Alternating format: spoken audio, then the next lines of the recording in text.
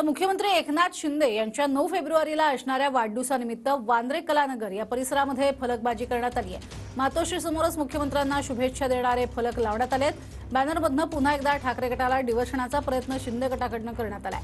फलकावरती मुख्यमंत्र्यांचा श्रीमान लोकनाथ असा उल्लेख सुद्धा करण्यात आलाय। या संदर्भातला घेतलेला आढावा आपण पाहूयात। मुख्यमंत्री एकनाथ शिंदे यांचा 9 फेब्रुवारीला वाढदिवस आहे आणि या वाढदिवसानिमित्त संपूर्ण मुंबईमध्ये बॅनर्सबाजी करण्यात आलेली आहे। बॅनर पोस्टर्स लावण्यात आलेले आहेत आणि मुंबईच्या कलानगर बँड्रे परिसरामध्ये तर जोरदार बॅनरबाजी सध्या पाहायला मिळते। मी सध्या मातोश्रीच्या समोर आहे आणि या ठिकाणी आपण पाहतोय माननीय श्रीमान एकनाथजी शिंदे मुख्यमंत्री साहेब यांना वाढदिवसाच्या खूप खूप शुभेच्छा आणि लोकनाथ असा उल्लेख त्यांच्या या ठिकाणी करण्यात आलेला आहे।